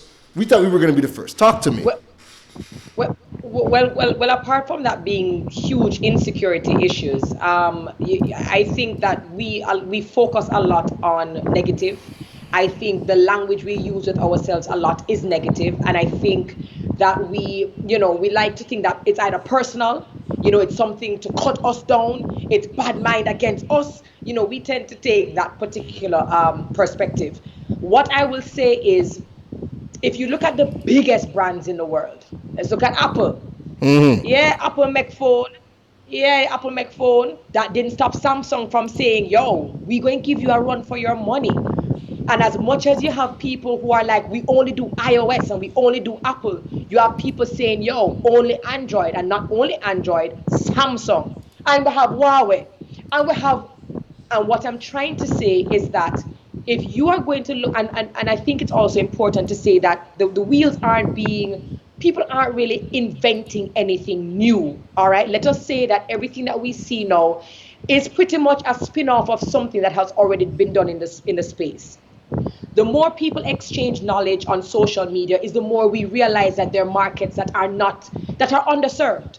The more people come out on social media and say, boy, I'm a Rasta and I love eat cookie, but I can't get no vegan cookie. It means that there are markets that are underserved, which means you will not be the only person with that idea. Right. Now that we get that one now that we can clear the room and understand that you might not be the first one, neither will you be the original. What we need to now look at is, this is still a big market. It is still a big pie. One person in the market still means that I have a lot of space to get some audience and get some customers for myself. It is an unsaturated market. We need to rethink how we speak to ourselves and how we look at things as opportunities rather than disappointments. You step out into the space, but then you have to say to yourself, all right, you actually have the cutting edge. What do you mean I have the cutting edge? Somebody beat me to it, Terry. No. Somebody has gone before you, therefore they are the guinea pig. You now have front row seats to see, is this working out for them? What are they doing wrong? Who aren't they serving? Maybe they're serving one area of the island, but you live in another side of the island, which means from a territory standpoint. So what I'm saying is, the persons who go first, and I recommend people to read the book, The Originals by Adam Grant. The Original speaks about people who going first, getting the accolade of being first, but they're also the first to figure out what fails, what they didn't think of if the market isn't ready, but the person who comes behind has a chance to readjust and realign based on what they're seeing. So again, it comes back to perspective, and it comes back to you taking it down a notch, removing your ego and saying, how can I make this work for me? What can I bring to the table that is different from what this person is bringing to the table? That's the conversation we need to start having with ourselves. And this is where the topic of personal branding and branding comes into place. Because when you go to the grocery, as we all do, and we go into the bread aisle, you see whole wheat, whole grain, multigrain, sesame seed, poppy seed. We see everything has a different flavor, but it's all bread. It's all the same thing. But your branding, your energy, and your story behind why you do what you do, your messaging, is going to be the differentiating factor that separates you from everybody else. Terri, how important is it to inject your brand into your business and product now more than ever? Everything. It is everything. It is your messaging. For example, there are brands that I support because maybe every single time I purchase something from them, it goes to an underserved community. Right. How about, and that could be your story. That is your message. Maybe you come from a community where the deaf don't get an opportunity to have a livelihood. So you decide that you're going to make bread like everybody else, but the persons you're going to use to help make your bread are from the deaf community. You are now operating on a completely different level because you're no longer making bread. You are now empowering a community that is invisible to society. Right. People are more likely to go buy that bread because it's no longer just about the bread. It is about supporting the idea and the message behind the bread. Yes. That's how we differentiate. So if we're only thinking about the product, then you're thinking small in a very small way. If you're thinking about just creating a product just because there are other space in the market to create it, then maybe you get business, maybe you won't. But if you're now going to create a product and a service that has a different message behind it, that drives the story and makes that story so much more different, it becomes bigger than just the product. Yes. And it's funny that you said, deaf people making that bread. And I'm sure you probably, either somebody that's deaf and making bread, or you're using it as an example because... Deaf baristas in Jamaica, deaf can, they make the best coffee in Jamaica. And I only buy my chai latte from the deaf here in Jamaica. That's crazy. And in Toronto, we actually have a restaurant called La Noire. And La Noire is known because now this is crazy, right? But wrap your mind around it. The waiters, the hostess are all blind. So the people serving you the food are blind people, right? Now, how do you not respect that? How do you not? Now, you don't even go for the food. You're going because you're like, yo, I need to see how these blind people are walking around this restaurant serving food. But it's unique. And you also want to be, but you also feel better because you are a part of a bigger purpose. Yes. It becomes bigger than the food. And yes, there is some curiosity because you're like, but they're blind though. So how are they going to... Yeah, but then but it's bigger. There's a bigger mission. You realize that even though they're disabled, they're just enabled differently. Right. So you kind of know they must be figuring it out. But it is to know that you went and the money that you spent is now helping them, because when you really think about society, disabled people are not respected. There's no empathy for them. Facts. You walking away knowing that you are a part of their livelihood, that speaks volumes.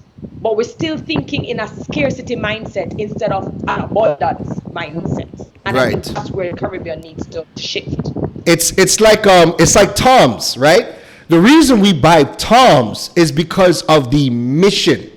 One show I would recommend everybody to watch, if you've never watched it, you need to go and binge on all the episodes, is watch Shark Tank.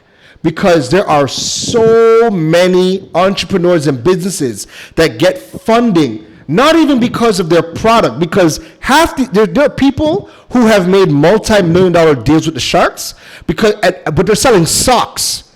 But the reason they got the deals, it's not about the product. It's about the story and the mission behind. And that's why it goes back to the art of storytelling and stop underestimating the value of your story. People think that their story is too small, it's too insignificant. No one is going to care. And what you don't understand is that you are driven to do a particular purpose, or you are driven to do a particular thing because of your experience. It's what you've been exposed to. Your story is what has shaped and molded you to do the particular business that you do. So why aren't you using it? Yes. Why aren't you using it? Yes. You know what I mean? And so people need to stop just selling the product and sell the story.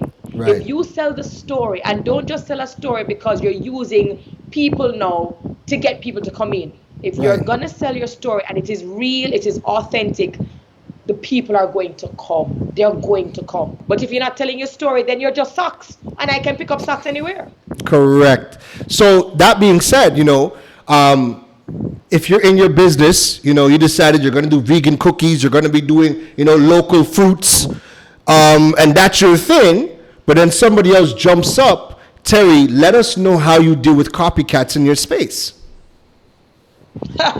We don't even deal with them. Okay. We don't deal with them. We don't deal with copycats. We only deal with copycats. Tell them. If they're now infringing on your intellectual property, if they're now stealing what you have as trademark, your secret sauce, registered, yeah. Which is why I'm now kind of hinting, but telling people, don't just open businesses on social media without actually having your business registered, without having your things trademarked, because we take these things for granted. So let me just slip that in. A lot of us are starting business. Social media is easy. It is free. We are sell things. We feel great. Somebody comes up with your idea or realizes that you're in the space, but guess what? They're smarter. They check registrar companies. I don't know what they call it in Trinidad. They realize, but you ain't registered. Right. Vegan cookies ain't registered. It ain't even trademarked. You don't even got a domain name, nothing. Sometimes we knock copycats because it seems unethical. But really what happened is that you were either inexperienced or you were just so caught up in the hype that you actually forgot that this is a business and it's a business first. So be careful how you knock copycats, because sometimes copycats they had the idea, they're just smarter than you. They just know the right things to do. Right. So unless a copycat, I go back to my statement, unless a copycat is stealing your registered business, your intellectual property and your trademarks, we don't even look on them. Right. We don't even care about them, because you are you, and what you do will always be different from what they do. In fact, it's they who have to keep up with you. They have to rely on you to make the first move. They have to rely on how you choose to expand or how you choose to innovate in the space. It's them who have to worry about you, because you're constantly coming up with the idea because you're the original. Right. But I personally don't look at copycats. I'm in a business about them because I am terri-karelle. And no matter how much I'm trying to copy, the copy is not going to be a carbon copy. It can't be done. It can never be done. It could never be done. I love that. And that is such a big fear of people, because people are afraid of copycats so much that stops them from actually documenting, sharing their journey and showing their behind the scenes, because we have many people that think that, you know what, if I do that, it invites copycats to copy, and then who am I when I have to now compete with 3 people using my same techniques against me? Right. No, it comes with the territory. As we always say, the higher monkey climb, the more Mbati exposed. And that's simply saying the higher you go, people are going to see you, and people are going to want to create accounts. They're going to want to create catfish accounts. They're going to want to do these things because you're on a level. The idea, though, is for you to not focus on them if there's really no legal ramifications. Right. Do not waste your time, your energy, and your effort trying to convince them to stop. You do not waste your time and your energy and your effort now saying, maybe I shouldn't do this and maybe I'll do something else, because there's a possibility that somebody else is going to follow you in that space too. So you just go and just be static. You don't not go to nothing. Right. No. You focus your time on your energy on improving your product, your service, and coming up with new ways that you are going to innovate in your own space and make your customers feel special in a way the copycat can't do. I love They're it. going to I have to love sign it. up for every newsletter. They're going to have to buy your product to figure out what makes your customer service. They're gonna have to put money in your pocket to try to copy. Come on. Anyway you take it, I win. So for you to find out what I'm doing, you're going to have to buy my cookie. You're going to have to go buy everything. You're going to have to be a part of my community. So you're not adding to my stats. You're watching my videos. You're adding to my stats too. You're helping me to monetize. Hey, that is the perspective and language you need to start having with yourself. Listen to me. And you know the funny thing is, I could count almost everybody has done that. Yo, this person's in my space and they're doing good. Yo, let me buy that ebook to see just how good they are. let me buy that course to see just exactly what they're doing. We've all done it, you know. So, but again, you really cannot worry about copycats at all. No, and keep doing you. Eventually, a copycat might actually come and offer you billions to buy your business. What would happen if everyone who got their business acquired stopped because somebody else was in the space? Look at how many small businesses we've seen get acquired for billions of dollars, all because they just continued to do what they do, how they know how to do it. Correct. They became investable. Is that the word, Kevin? Value? Yes, Kevin. That is that is the word. Literally. That is honestly, Terry. That is some beautiful information. And before we wrap up this session and go to Q&A, there's one more topic I need to touch on because again, the importance of it. Right. Coming back to social media. Two things I want to get into, right? I want to get into the platforms you use and how do you use it. Like, I know you're big on IG, but you particularly love your IG stories. You use LinkedIn. You don't like another platform that has blue in it, and I think you look great in blue, but you don't like that blue platform, right? So let's touch on, what platforms you use and how you use it, and then let's segue into, what metrics you use or what metrics you like to look at when we are dealing with these social media platforms. Not a problem. Great questions. People are overwhelmed because every single day there's a new platform. And every time you look, people are like, you have to be on this platform because this is going to be the next platform. And this is where all of your market space is. And it is overwhelming for people who are one woman show or one man show. It's hard for you to spread yourself across because now you're thinking about your content, posting enough content, spreading yourself thin. How do I be present on all of these platforms? And so I always tell people that what you have to do is understanding who you're trying to target. Determines the platform you start off with at first. I use Instagram, Twitter, LinkedIn. Those are my three. Instagram is my baby. But there is a way in which I do it. Yes. I was just on LinkedIn. I just jumped on LinkedIn last year. And I'm up to, I think, 36,000 followers. I don't even know how. A big deal. I don't know how. People on LinkedIn have been there for like 10 years. And they're just like, how you just come out of nowhere and in a year you got those followers. But here's what I do. I drill down. I am intentional. I am consistent, and I am very focused on this particular platform, which I did with IG. Right. This is where my home is. This is where my base is. This is where I build my audience. And then after that, and I use Instagram in a very different way. It's highly visual. It's audio visual. So everything that I do is animated. It's on a completely different level because that's what the community expects on Instagram.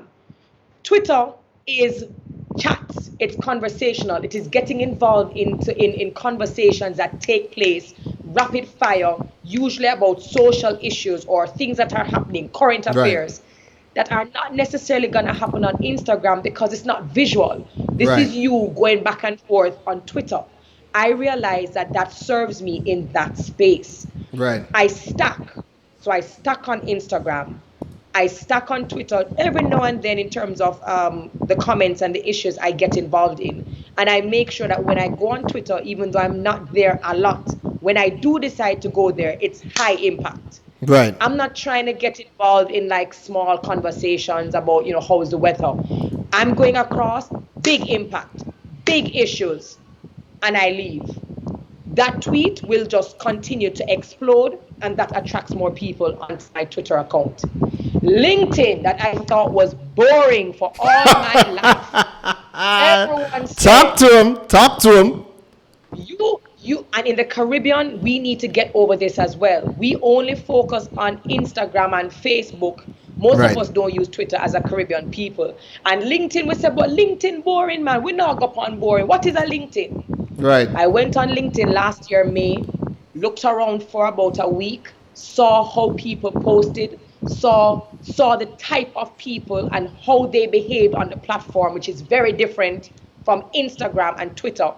And I said, okay, now I understand that LinkedIn positions you as a professional in your space, and the people who interact with you are going to be very professional minded.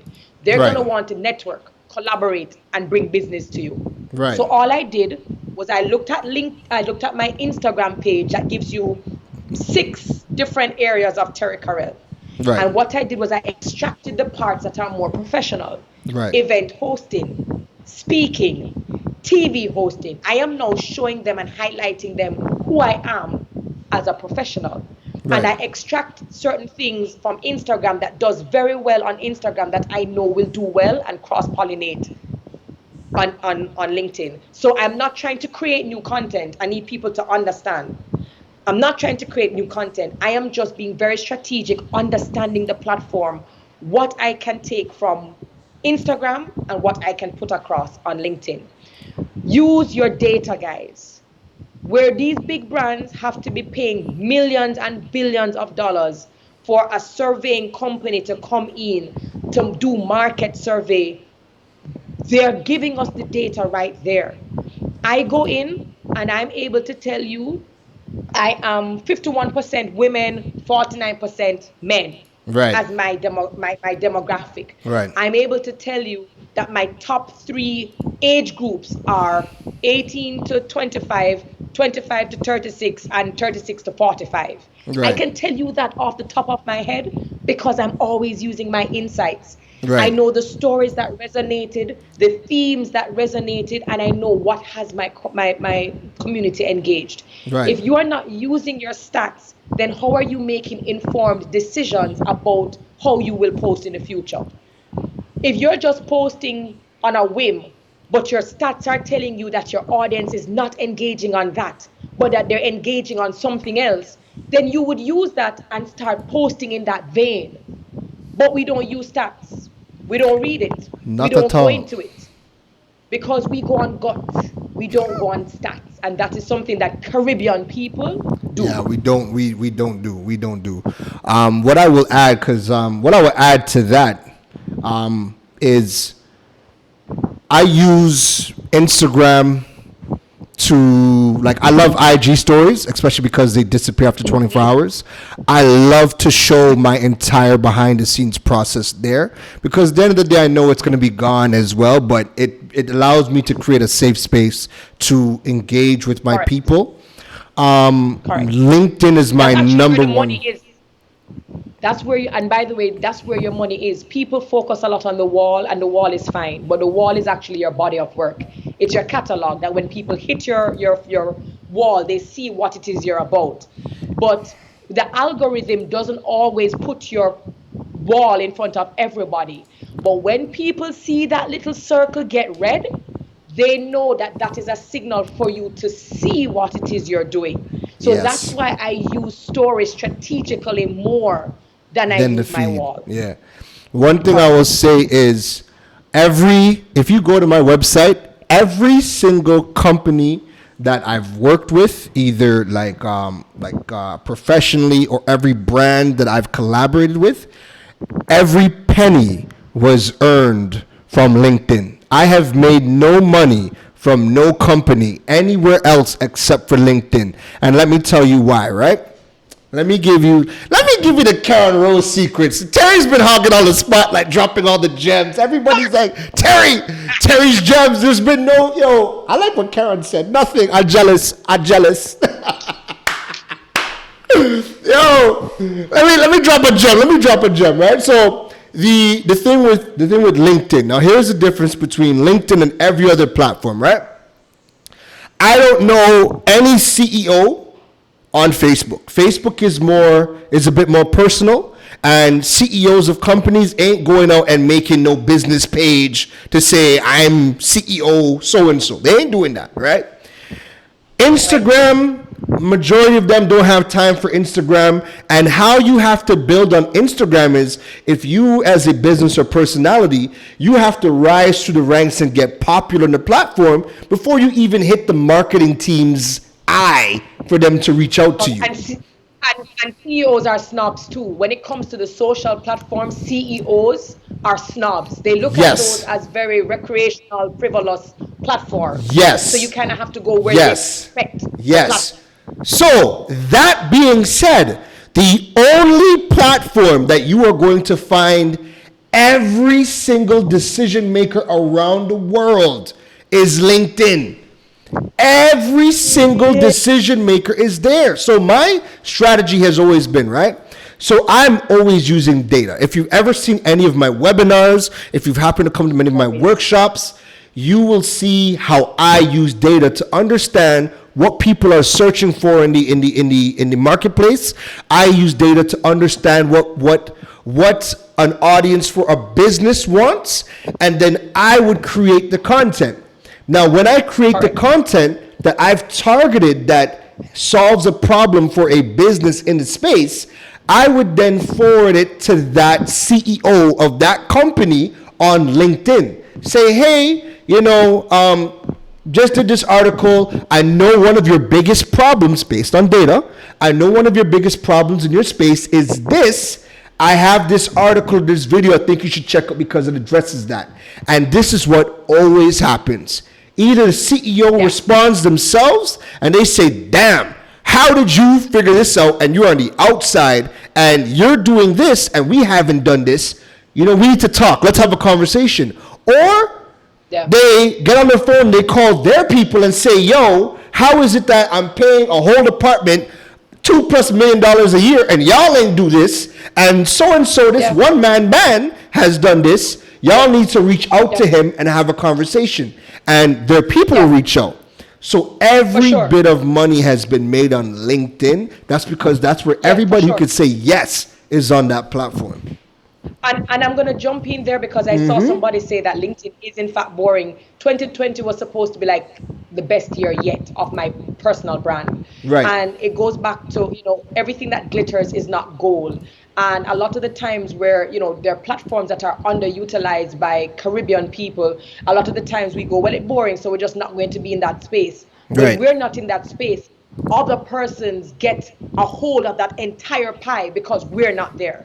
Correct. And then when we ask, why don't we have diversity? Why, aren't we invited to the table? Why aren't we invited to conferences and all of these different spaces? It's because we're not showing up in the right spaces. Correct. Period. Correct. Period. Don't be offended if you are not invited to the party because you are not positioning yourself in the space where those people who you want to get invited by are. Let me explain to you why this was the biggest breakout for me. COVID came.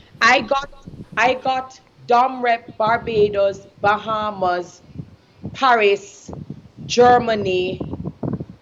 Those were all countries that I was invited to either host a conference or to speak at a conference. Right.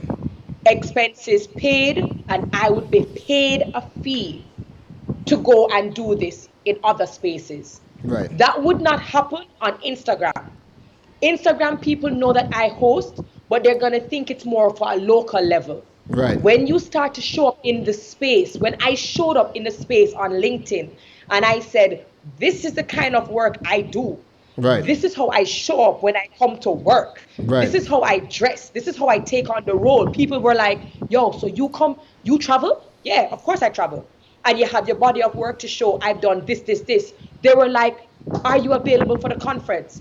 Are you available to moderate? Are you available to speak? That happened when I went over on LinkedIn. Tell So them. for people who think it's boring, this is what I need for you to do. I want you to fix up your bio, get a nice photo. This is not Instagram, so we don't want no funny, fancy, I'm partying. Because again, we need to understand that LinkedIn is about professional. It does not mean that you suck your personality out of it, because all my posts on LinkedIn still show my personality. Yes. Still, I don't remove that, but I am still aware that you have to get people's attention before you can let them see what you're bringing as a personality. I would tell anybody now who's watching, who has not been on LinkedIn, has not created an account, or has abandoned your account, go and do your bio. Fix up your photo. When you do your bio, if you're unemployed, don't put unemployed. If you put unemployed as your bio, you will stay unemployed. Write what your interests are. What are your special interests? What are your skill sets? What are you good at? Who do you help? Who do you serve? And then extract content that I hope you've been documenting, and you start posting. And it's not going to come all at once. When I jumped on LinkedIn, I wasn't getting no 1,000 reactions. Right. But what I did was I showed up every single day. And every day I showed up, people were like, who is this girl? Where she come from? And now all of a sudden I am showing up in spaces as the only Jamaican or as the only Caribbean person, because most of us are sitting down on Instagram, TikTok, doing dances, making TikTok a whole bag of money, and you not making no money for yourself. Talk. Preach. And priorities. Preach. And before we wrap up, I know this is something that you're very big on. Tell me about, and tell the audience about, what are the metrics that you pay attention to specifically? Oh, I shall. So in the Caribbean, most of us look at the size of the community, how many followers do you have, as well as the likes, how many likes you get. Mm-hmm. And this is something that even the biggest marketers get wrong, biggest branders. Mm-hmm. Even the ones who are meeting in meetings trying to find out who their influencers are for their next campaign, they're looking at the size of the community and they're looking at the likes. Right. FYI, people buy followers every day. Right. People correct. trick and cheat and buy bots, and they do a lot of things. So you aren't even sure if the million followers you see there is actually the number. I always say focus on quality over quantity. Right. I will go for the brand that has 20 people, but their comments are in the hundreds, right, or they have 20 comments. It means that their entire community is engaged, right, rather than somebody who has 1 million followers, 2 likes and 2 comments. There's right, clearly a disconnect. The features that I look at, the metrics that I look at, is your shareability, is the share button and the save button. When we look at the share button, it's a button that nobody. This is Instagram. We're talking Instagram, right? It's Instagram, but I also look at it for LinkedIn as well, because LinkedIn generally is not a platform that reshares. Most right, people are trying to put out original content on LinkedIn to get business. Right. Most people don't go out of their way to share it. Right. So when people share your content, they're making a conscious decision that whatever they've stumbled upon, it is too good to keep for themselves. Right. They have to share it in their network or with other people who they consider their inner circle. Right. That button is highly underused, highly underestimated, but it is the button that lets me know which content I have posted has gone the farthest. Right. It is akin to people saying that word of mouth is the best marketing. because it's somebody who you trust who is saying, I think this is worth you looking at. So my last video I posted had, I think, 100 and something thousand views. Right. That's cool. That's great. But that's not the first thing I look at. I go into my insights and I say, all right, let me see how many shares. 8,000 shares. It means 8,000 people in my community said, we are going to share this with someone else. That's how your brand ends up in other people's communities and in other people's conversations. Wow. So I look at save because it means you're a reference. You're always going to be a reference for that person. Right. And share means it's too good for them to keep it to themselves. They share it with someone else. Those are and comments come third. That's what I listen to me, people. I need you. If you loved everything Terry has dropped on this gospel like Sunday, I need some fireworks in the comments. I need some love. I need likes. I need hearts. I need some fireworks. Let me know if you are enjoying the gems that Terry has dropped. Because you know what? Next up is the Q&A section. The Q&A session. So what I need from you guys is to all them questions that you guys had, please drop them in the comments now. All of your questions for Terry, drop them in the comments now. We're going to take a quick break and then we are finally going to wrap up because you know what? As much as Terry likes to talk to me all day, she's also an extremely busy woman and she had things to do. And if I don't run Terry will sit here and just talk to us whole day, whole night. All day. So drop your questions in the comment section now, and we're going to take a quick break, and we're going to be right back with you guys to wrap up, all right? Stay connected and entertained with broadband bundles designed for you. With Flow starter and advanced plans, you can enjoy faster speeds to stream more of what you love. Get free access to the best shows, series, and movies with HBO Go. And connectivity on the go with free Flow Wi-Fi. Packages start from as low as $295 and no contract required. Visit discoverflow.co to sign up today. Flow, keeping you connected. Sharing your goals, helping you find your place in the world. Eastern gratitude, holding your hand, leading the way, here for your needs, making sure that you succeed. Eastern's lending a hand, Eastern together, we're leading the way. Eastern Credit Union. All right, so ladies and gentlemen, we are in the final segment of this evening's episode with Terry, and this is your cue. This is your time to drop those burning questions that you guys have had for the good doctor, terri-karelle Reid, all right? So drop your questions in the comments. I am going to take a couple questions that came in through social media, all right? So we have 15 minutes for the Q&A, and that clock starts now. And question number one that came in. Now, this question is brought to you by the good folks over at Eastern Credit Union. And that question is, Terry, how often should we be posting on social media? I think it depends. I think it honestly depends on where you're at and what it is you're trying to accomplish. So when I'm going to use LinkedIn as an example. When I decided to jump onto LinkedIn, I knew that I was going to be a speck in this sea of people. So I realized that showing up once a day was probably not going to be enough. So I doubled down. And sometimes when you're just starting out and you need to get that attention, and it's what marketers do, they kind of double down, is I posted at the top of the morning and I posted at the bottom of the day. So people saw my content when they were getting ready for work, and then they saw my content when they were kind of coming off of work. And so what I would tell people to start off with is, if they can, baby steps. And again, it depends on the phase you're at. You can either start out once a week, but then you realize that once a week gives people too much space to find other people in the space. Right. So I would always, my benchmark is once a day. Right. My benchmark is once a day. And it's also good if you post at a particular time once a day, because you now cultivate your audience. They look forward to seeing your content at that particular time. And Right. you will start to notice that they are really in tune when you realize that you didn't post and Right. your community goes, where are you? Where's your Right. post?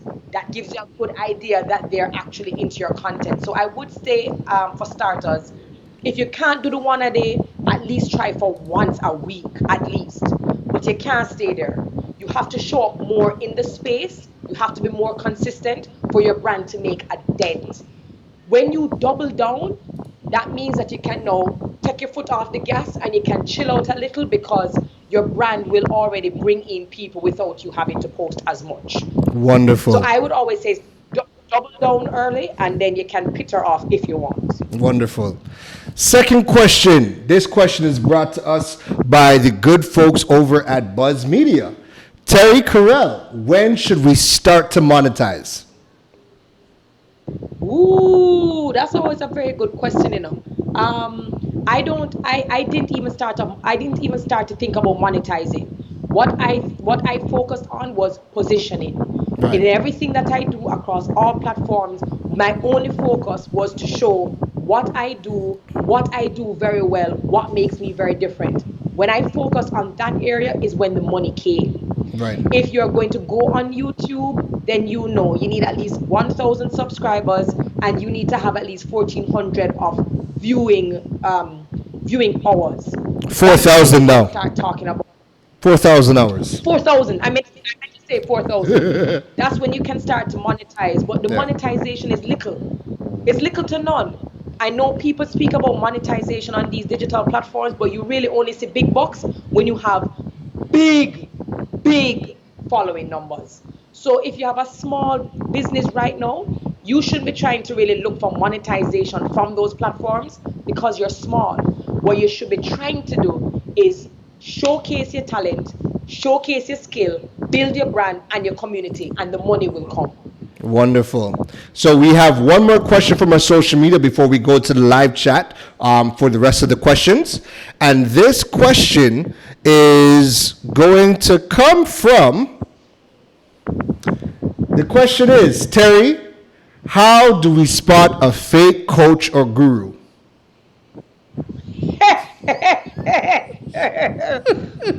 Okay, so what I tend to do, and I do it a lot because you're always looking for information to upgrade Right. yourself, right? You're always trying to learn from other people, and with so many ads and so many people popping up, it's really tempting to just click and put in your credit card and buy. Right. So what I tend to do is I tend to stalk the gurus for a while, Right, and that could right. be a week. I go to all their platforms, I look at their engagement numbers, I look at who is in their community. Even based on the engagement, I can tell whether it's a bot or whether it isn't. I Right. can tell whether the community is engaged or if it isn't. It helps if the person has a website. I'm going Right. to look for you on a website, because if you're a coach, then you should be of a certain, I don't know, professional standing. And Right. even though millennials and Gen Zs and all of these people are very trendy, we're still looking for a landing page that you control your narrative. You Right. can't tell me how to control mine if you're not controlling your own. And Right. I'm going to go to LinkedIn. If I can't Google you and find you in some place, some space, people talking about you, you featured somewhere in some time, then I am less likely to give you my business. Right. I need social proof. I need you showing up in spaces for me to say, you know what? All right, I'm gonna take a risk. And Right. that is how I am able to. So I am not quick to just give money. I am going to take my time and I'm going to research this person before I give them my money. Wonderful. Wonderful. I love it. So we are going to be going into the live chat for the questions now. So the question comes in from Nikita Lewin. How do you know you see, everybody wants to know about the copycats. How do you know the difference between a copycat and someone that is inspired by you and your work? Easy. People who are inspired by you, They take bits and pieces that you have shared with them. They have added it to their repertoire or who they are, and you have given them the drive to show up in their space as them owning their space. Right. That's the difference between someone who's inspired by you. You've inspired me to start a cookie business, or you've inspired me to do something else. They're showing up in their space the best way they know how, and you've helped to do that for them. Right. A copycat will legitimately steal your copy, what you have on your website.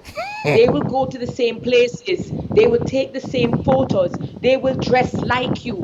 They are not trying to respect you and what you've done and be, inspired by you. They're literally copying, lifting, and pasting. And that is a huge, huge difference. Love it. Love it.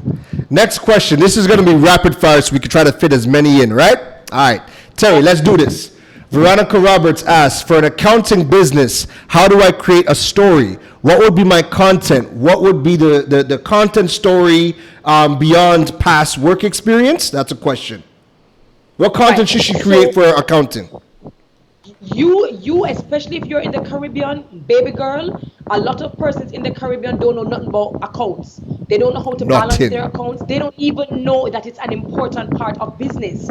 We need more people in the space, not just telling us from a financial point to save and invest. We need people like you telling us why it is important for us to know about our accounts. Why is it important to keep our receipts? Why we can lose our business because of tax problems because we're not doing our accounts. So what you need to do is look at where you see Caribbean people really falling off with accounts, and you try to explain to them why, and in the explaining of the why, you show them how you can help them solve their accounting issues. I love it. I love it.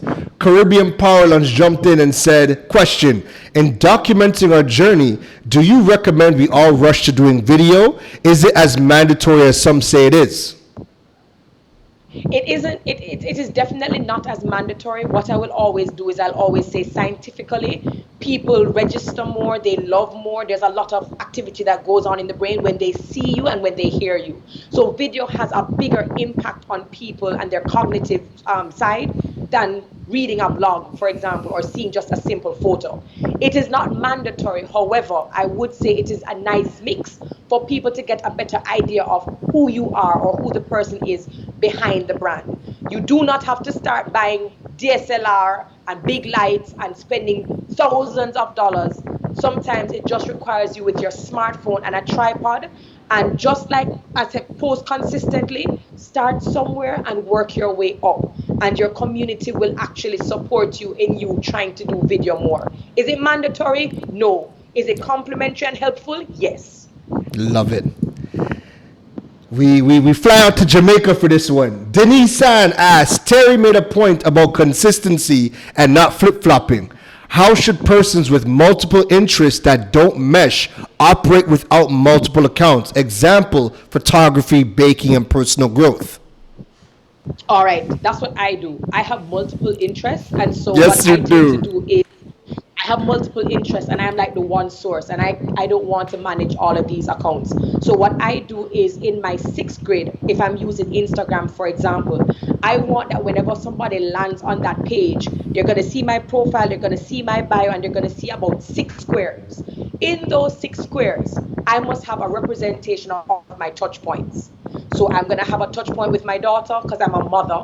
I have a touch point of me doing event hosting. I have a touch point with me speaking. I have a touch point with me. It means that I can take all of my interests, even though they have nothing to do one with the other, and I at least have them in that 6th grade, and I keep on repeating that process.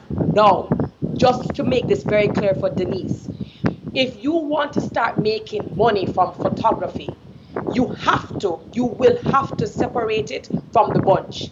It means you're getting granular, and you do not want people who are interested in your photography to have to go through 3,000 photos with your friend, you eating, you doing a bag of things in order to find your photography work. Yeah. So at some point in time, you're going to either have to have a page for people who are interested in photography alone, if that's what your focus is going to be, or you need to have a website that says, hey, if you are interested in any one of these things, go here. but you can't rely only on having these grids, because if you're really getting down to community, niche, and money, you're gonna have to separate the sheep from the goat. You will have to. You will have to. Dominic Chapman asks, Terry, you seem very confident. Have you ever had to overcome feelings of self-doubt? Very good question, Dominic. Very good question. Every now and then it comes. It comes usually when I'm going into an unknown field or territory. You may not know my story. I started off as a veterinarian. That's what I studied. That was my dream. Came home, wasn't accredited, and then I had to kind of figure out spaces that I was not qualified for to jump in. So everything that I speak about and everything that I've done without any formal education or qualification. And the self-doubt comes. That imposter syndrome sometimes asks you, what you think you're really doing? But how dare you think you deserve to sit at this table and speak about topics that you're not qualified for? But at some point in time, you realize that other people have done it, so why can't you? Other people weren't born confident. They learned to be confident. People weren't born being, these amazing persons who just, are invincible. We kind of have to teach ourselves and talk to ourselves. And so I think the moment self-doubt comes into my mind is the moment my language changes. And it becomes, yeah, I know I might fail, but what if I don't?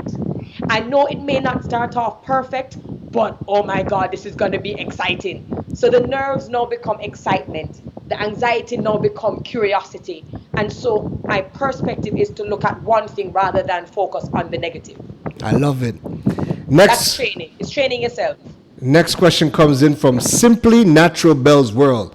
How do you start over after a hard-hit failure? What is the first thing you do? Ooh, girl, be still. Be still. It's just like when you get over a bad breakup. Some people want to get involved with another person right away. It doesn't usually work out. Be still. It is okay for you to not rebound as quickly. I always tell people introspection is extremely important. So you find a place to be still. And when I say be still, no distraction. And I want you to assess, because out of every failure, there is a lesson. Out of every Jesus failure, there is an opportunity for growth and for learning. So even though it's a failure, I always tell people, look at the areas that maybe you were at fault. Maybe there are things that you should have done differently and better. You extract that and you put that down in your vault, because this is what you're taking with you into the future. You look at maybe it was the wrong market, wrong marketing message, wrong community. All right, so let us do more research on the community that we need. We put that in the vault. Anything that is not serving you at that point needs to go. And be okay on your speed. Don't be too hard on yourself. I think a lot of the time we sit down and we say we're failures and we're terrible and we're this and we're that. And we don't realize that we're a little bit too hard on ourselves. We have to give ourselves area to fail. It's human error, and we won't learn if we don't fail. So I think if we anticipate it, anticipate it, brace for it, and embrace it when it comes, we're better able to deal with it when it happens. I love it. And this is the last question for the night. This question comes in from all right. Ashton Mills. How do I promote my craft chocolate brand? How does this solve a problem for someone? I love that. Your chocolate brand solves a lot of problems, because a lot. Just like how people go to wine, and just like how people have vices, and it's escapism. It's a pleasure. This is a guilty pleasure. It is delectable. It is things that we go to when we know that we shouldn't be working out, but who doesn't like a good chocolate? If you're gonna do something guilty and sinful, make it be your chocolate. Why do people eat chocolate? Why are you doing chocolate? Why are you a chocolatier? I'm more interested in knowing why you became a chocolatier. And if you're one of few chocolatiers in the region, I want to know the story behind the brand. And I think that is what you need. You need to start selling the why you serve people, the love you put into your chocolate. Suppose you're somebody who get up and mix your chocolate at 2 o'clock every morning because the pods are best at 2 o'clock in the morning. Yes. Let me know the love and the pride and the work and the sweat you put in to making this chocolate, because then it's no longer just a piece of chocolate. It is a piece of your love and a piece of your heart to someone else. You understand what I'm saying? And look at it like this, right? You could go, it doesn't even have to be about you even making the chocolate. You could now do things like creating an experience for people to start educating them on creating their own chocolate. So you could have like a you know how they do like sip and paint? You can have an experience workshop where you're teaching people how to create chocolate. And again, it's not even about the chocolate. It's just about something of an experience that's different for people to do. I've never made chocolate in my life. And as much as I might eat chocolate once a month, if you tell me, hey, you know, there's an exhibition to come out and either taste chocolate, different types, or you could come in and learn, bring terri-karelle, bring a bestie and come through and drink some wine and learn how to make chocolate, I'm there. Absolutely. I'm there. And also look and see what people are searching for. You know, use the internet, use your data. What are people searching for when they're looking up, you're asking questions about chocolate? What is the world asking about chocolate? When you start to see the questions that people are asking about chocolate, it gives you breadcrumbs, and it now helps you to come up with content that facilitates answers to those questions that are already in the space. Takes out half of the work. I love it. I love it. Terri, we have come to the end of today's program. What I need you to do is for those who, if you've been living under a rock for a long time and this is the first time you've seen terri-karelle. Terri-karelle, where can we find you? You guys can find me on Instagram at terri-karelle. You can also go to my website, terri-karelle.com. That gives you a very good idea of what I do. And I built that in 5 weeks with Keron. we need, hold on. We need this. So